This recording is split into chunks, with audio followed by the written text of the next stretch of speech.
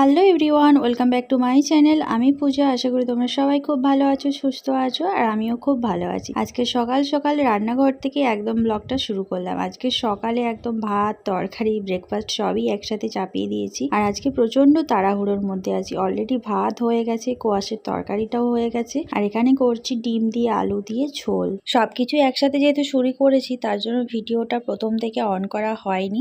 এখন এদিকে চিড়ের পোলাও হয়ে গেছে, ডান। আর এদিকে ডিমের ঝোলটা এই যে বসিয়ে দিয়েছি।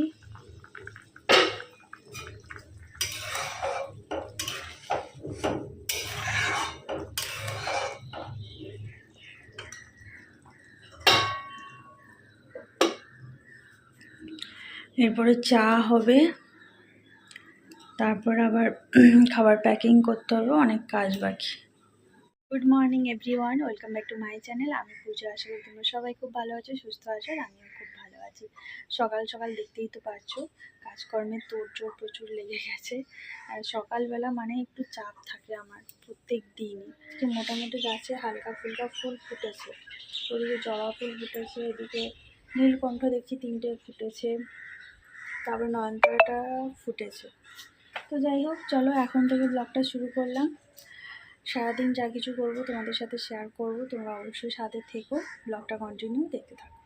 ওদিকে রান্নার কাজগুলো গুছিয়ে নিয়ে তারপর ঘরদোরগুলো ঝাঁটফাঁট দিলাম, দিয়ে তারপর একটু চা বসিয়েছিলাম। তার আগে তোমাদের দাদাভাইকে ডাকাডাকি করতে হলো। ও ঘুম থেকে উঠে তারপরে ফ্রেশ হলো, এখন এসেছে। আমি বললাম তাহলে একটু চা খেয়ে নাও, আর চায়ের সাথে একটু পোলাওও খেয়ে নাও। আমি অনেক সময় চিড়ের পোলাও বলি, চিড়ের পোহাও বলি। অ্যাকচুয়ালি কি বলতো, যখন আমরা কিশমিশ কাজু দিয়ে দিই তখন ওটা পোলা হয়ে যায়, আর কাজু কিশমিশ ছাড়া যখন করি তখন ওটা পোহা হয়ে যায়। অ্যাকচুয়ালি অনেকে চিড়ের পোহা বলে, অনেকে চিড়ের পোলাও বলে, কিন্তু খেতে সত্যি এটা দারুণ লাগে, আমার তো বেশ লাগে।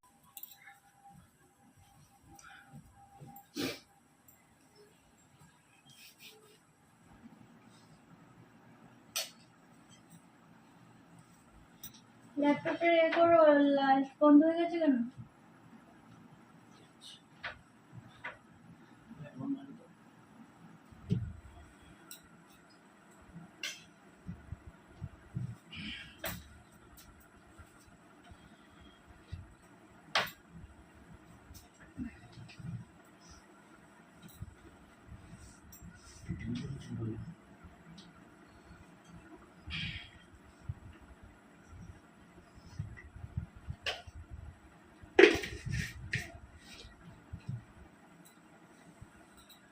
গুড মর্নিং বন্ধুরা, এখন আমি চা খাবো আর বিস্কুট খাবো, আর প্রচুর চা খাবে আর চিড়ের পোহা খাচ্ছে।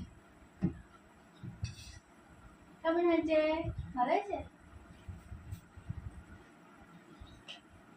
কারি পাতা থাকলে আরো বেশি ভালো লাগতো, কারণ পোহাটা তো কারি পাতার ফ্লেভারেই আছে। কি আর করবো বলো, আমার বাড়িতে কারি পাতা নেই। আমাকে আবার বাজারে একটু যেতে হবে। একজন বলেছিল আজকে সকালে বাজারে গিয়ে নাকি মাছ নিয়ে আসবে, ঘুমই ভাঙে না। বাজারে মাছ লাফাচ্ছে আর আমার বর বিছানায় ঘুমাচ্ছে।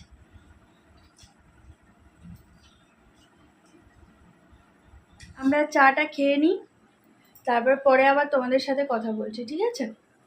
চা খাওয়া হয়ে গেছে, তারপরে দুজনে বসে কিছুক্ষণ গল্প করলাম। তোমাদের দাদাভাই চা আর চিড়ে পোহা খেটো তোমরা দেখতে পেটে। আর এখন আমি চলে এলাম টিফিন প্যাক করার জন্য। আজকে করেছি আলু, মটরশুঁটি আর পাশ দিয়ে একটা গা মাখা তরকারি, আর করেছি ডিমের ঝোল, দেখতেই পেলে তোমরা, আর ভাত। আজকে এই দুটো তরকারি দিয়েই ও আজকে লাঞ্চ নিয়ে যাবে। ভেবেছিলাম মাছের তরকারি করে দেবো, কিন্তু কি বলতো, এত সকাল সকাল না মাছে বরফ ছাড়ানো সম্ভব নয়। মাছ একদম বরফে পাথর হয়ে থাকে, যেই কারণে সকালবেলা উঠে কৌটোটা বের করে রাখলেও না খুব একটা বরফ ছাড়ে না, আর রান্না হতে হতে অনেকটা দেরি হয়ে যায়। আর আমাকে তো একটা টাইমের মধ্যে রান্নাটা কমপ্লিট করে তারপরে খাবারটাকে হালকা একটু ঠান্ডা করে তারপরে টিফিন বক্সের মধ্যে ভরতে হয়। নাহলে কি বলতো, গরম গরম খাবারটা যদি এইভাবে প্যাক করে দেওয়া হয় না, তাহলে যতক্ষণে খাবে তরকারিগুলো খারাপ হয়ে যাওয়ার সম্ভাবনা থাকে। তরকারি তো মোটামুটি প্যাক করা হয়ে গেল, এরপরে এই যে ভাতটা নিয়ে নিচ্ছি। সকালবেলা না হালকা ফুলকা একটু খাবার খেয়ে গেলে আর খাবারটা নিয়ে গেলে না সারাদিন একটু নিশ্চিন্তে থাকা যায়, যে যখন সময় পাবে অন্তত হাতের কাছে খাবারটা থাকলে খেয়ে নিতে পারবে। আর খাবার না দিলে কি বলতো, সময় মতো খেতেও পায় না আর উল্টোপাল্টা খাবার খায়। তো সেই জন্য যতই কষ্ট হোক না কেন সকালবেলা চেষ্টা করি খাবারটা করে দেওয়ার। সব দিন ভাত নিয়ে যেতে চায় না, বলবে শুকনো খাবার দাও, কিন্তু দেখো এখন তো গরম পড়েছে, এখন সব রকম শুকনো খাবার তো বেশিক্ষণ খেয়ে থাকা সম্ভব না, একটু ভাত খেলে শরীরটা ভালো থাকে। আর না হলে কি বলতো, শুকনো খাবার খেয়ে থাকলে গ্যাস অম্বল হয়ে যাওয়ার চান্স থাকে। দেখো মাছ বাজার নিয়ে আসা হয়েছে, এই যে বাটা মাছ, জাস্ট মাছগুলো এই যে ধোয়া হলো, এইখানে বাটা মাছ আছে। আর এই যে রান্না করবো বলে মাছ বের করেছে, আর কাতলা মাছ নিয়ে আসা হয়েছে। এই যে কাতলা মাছ ধুয়ে নিয়েছি, মাছের পেটি আর মাথা আলাদা আছে, আর এদিকে আছে বাকি পিসগুলো। আর ছাড়িয়েছে দেখো দোকানদারগুলো, এত আঁশ বেরিয়েছে। বাটা মাছের সাইজগুলো যথেষ্ট বড় আছে। দিন দিন মাছের যা দাম হয়ে যাচ্ছে বাপরে। বাজার থেকে মাছের সাথে সাথে নিয়ে এসেছিলাম এই যে বিট, গাজর, আর এদিকে এই যে আছে ঝিঙে, উচ্ছে, আর আছে মটরশুঁটি। পরপর সবজির দামও বেড়ে যাচ্ছে, আর এগুলো আমাকে এখন ফ্রিজে গুছিয়ে দিতে হবে, না হলে বাইরে থাকলে না শুকিয়ে যাবে, যা রোদের তেজ।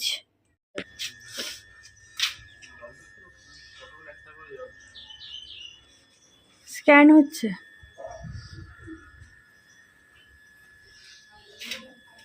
আমার ভোলা বর ঝোলা নিয়ে নিয়েছে, এই যে লোকে বলবে গরমকালেও দাদাভাই জ্যাকেট পরে যাচ্ছে। ধুলো ধুলো ধুলোর জন্য এটা হচ্ছে ওপরে একটা কভার। প্রত্যেকটা জিনিসের কভার থাকে, তো এটা হচ্ছে আমার বরের কভার। সাবধানে যাবে, টাটা।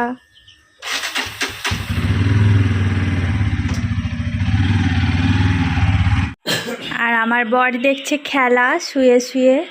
আমার বর চারিদিকে বালিশের উপরে ঠ্যাং তুলে একদম শুয়ে গেছে। আর জানো আমার বর আজকাল দেখো সোনার চেন খুলে দিয়েছে, এই যে দেখো সোনার চেন খুলে, এই যে দেখো রূপো পরেছে, রূপো। সোনা ওনার নাকি পোষাচ্ছে না, ঠিক আছে, এই জন্য হলমার্কের রূপোর চেন পরেছে, নতুন বেরিয়েছে। আর এই যে আমি এখন চা করে নিয়ে এলাম, চাটা খাবো এখন দুজন মিলে। রাতের রান্না হচ্ছে, আজকে ভাত হচ্ছে না, আজকে হচ্ছে রুটি।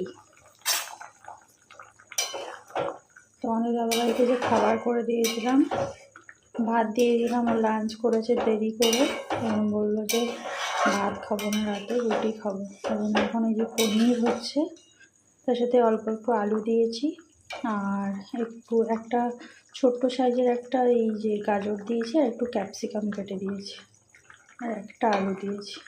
নাহলে কী বলতো, শুধু পনিরগুলো না তোমাদের দাদাভাই খেতে চায় না, পনিরের ভাগটাই বেশি আছে। আর এই যে এদিকে আটা মেখে রেখেছি, এই যে রুটি করব। ওদিকে তরকারিটা বসিয়ে দিয়েছি, তরকারিটা আস্তে আস্তে হচ্ছে। আর আটাটা আমি অলরেডি সন্ধ্যেবেলা থেকে মেখেই রেখেছিলাম, এখন একটু রুটি করব। অনেক দিন পরে, জানো তো, অনেক দিন বলা ভুল কথা, অনেক মাস পরে রাত্রেবেলা একটু রুটি হচ্ছে।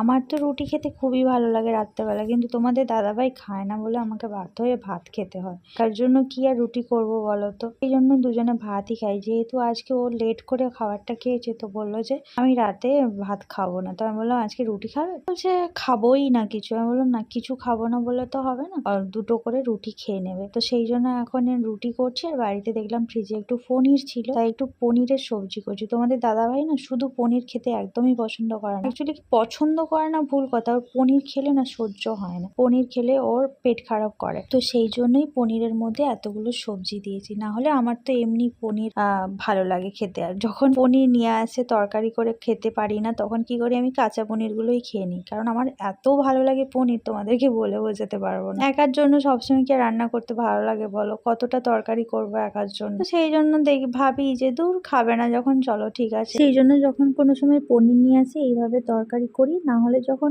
আমি সকালে যখন ব্রেকফাস্ট করি, আমি তো বেশিরভাগ সময় ফ্রুট স্যালাড খাই। তো ফ্রুট স্যালাডের মধ্যে কিছুটা পরিমাণ পনির দিয়ে দিই, তার সাথে হালকা গোলমরিচ দিয়ে দিলে, হালকা লবণ দিয়ে দিলে বেশ ভালোই লাগে খেতে ফ্রুট স্যালাডের মধ্যে। এইভাবেই আমি কাঁচা পনিরগুলো খেয়ে খেয়ে নিই। মাঝে মাঝে পনিরটাকে আমি একটু হালকা ফ্রাই করেও খাই, মানে হালকা একদম জাস্ট টস করেই খেয়ে নিই, ভালো লাগে। পনির অ্যাকচুয়ালি আমার খেতে ভালো লাগে, সে কাঁচা হোক রান্না করা হোক যাই হোক না কেন। মাঝে মাঝে স্যান্ডউইচের সাথেও দিয়ে খেয়ে নিই। তোমাদের দাদাভাইয়ের ওই খেলে পেটটা খারাপ করে বলে ও খেতে চায় না, না হলে এমন নয় যে খায় না। তোমাদের সাথে কথা বলতে বলতে প্রায় দেখো আমার রুটিটা হয়েই এসছে, তরকারিটা তো হয়ে গেছে, কড়া থেকে আমি ঢেলে নিয়েছি। আর আজকে সারাদিন সেভাবে কোনো ভিডিও শুট করতে পারিনি, তার মধ্যে চেষ্টা করেছি যতটা সম্ভব ভিডিও ক্লিপ নেওয়ার। এই যে দেখো তরকারি তো হয়েই গেছিল, আর এই যে এদিকে রুটি হয়ে গেছে। আর এখন এই যে দেখো রান্নাঘরের এই অবস্থা, এক গাদা বাসন। তোমাদের দাদাভাই টিফিন নিয়ে গেছিলো, সেই টিফিন বক্স এই যে বের করা হয়েছে, সেগুলো ধুতে হবে। এই রান্না করলাম তার বাসন, এই যে কড়া পড়ে আছে, এদিকে তাওয়া, গ্যাসের ওভেনটাও মুছতে হবে। তো চলো এগুলো ঝটপট করে ধোয়াধুয়ি করে পরিষ্কার করে নিই, তারপরে খাওয়া দাওয়া করবো। তো এখন সব ধোয়াধুয়ি করে নিচ্ছি, তারপরে খাওয়া দাওয়া করবো। তোমাদের দাদাভাই তো এমনি খিদে নেই, তো তাও বলেছি যে পরে তাহলে একটু দেরি করে খাবে, কারণ খালি পেটে থেকো না, খালি পেটে থাকলে শরীরটা খারাপ করবে। সেই জন্য এখন পরিষ্কার করে নিচ্ছি। আর এগুলো না ধোয়াধুয়ি করে রাখলে না সকালবেলা খুব চাপ হয়ে যায়। আর রান্নাঘরটা যত বেশি ক্লিন থাকবে দেখে মন থেকে না আলাদা একটা স্যাটিসফ্যাকশন আসে। আমার তো বেশ ভালো লাগে। আমি ওই জন্য রান্না হয়ে যাওয়ার সাথে সাথেই সবকিছু ধুয়ে মুছে ক্লিন করে রান্নাঘরটা সবসময় একদম পরিষ্কার করে রাখার চেষ্টা করি, ফাঁকা করে রাখার চেষ্টা করি। আর কাজটাও দেখবে অনেকটা কমে থাকে। সকালে যখন ঘুম থেকে উঠবে দেখবে রিল্যাক্স মুডে রান্নাঘরে এসে, রান্নাঘর যখন ক্লিন থাকবে তখন দেখবে কাজ করার জন্য একটা আলাদা এনার্জি চলে আসে। তো এই যে বাসনগুলো ধুচ্ছি, রুটি করলে কি হবে, তবুও কিন্তু অনেক বাসন বেরায়। তো তারপরে সব থেকে যেটা হয় যে এই রুটি করার সময় রুটির যে গুঁড়োগুলো চারদিকে ছড়ায়, পুরো চারদিকটা একদম নোংরা করে দেয়। গ্যাসের ওভেন থেকে শুরু করে এই যে গ্যাস রাখার জায়গাটা, এমনকি রুটি বেলার সময় নিচেও কিছু পড়ে। পুরো রান্নাঘরটাকে এখন পরিষ্কার করে নেবো, মুছেও নেবো। সারাদিনের মধ্যে যতটা পেরেছি চেষ্টা করেছি তোমাদের সাথে আমার লাইফস্টাইলটা তুলে ধরার। তোমাদের দাদাভাই যাওয়ার পরে তারপরে আর সেরকম করে কোনো ভিডিও ক্লিপ করাই হয়নি। তো চলো আজকের মতো ভিডিওটা এখানেই শেষ করছি। কেমন লাগলো কমেন্ট করে অবশ্যই জানিও। দেখা হচ্ছে পরের দিন নতুন আবার একটা ব্লগের সাথে। সবাই ভালো থেকো, সুস্থ থেকো, tata, bye bye, good night.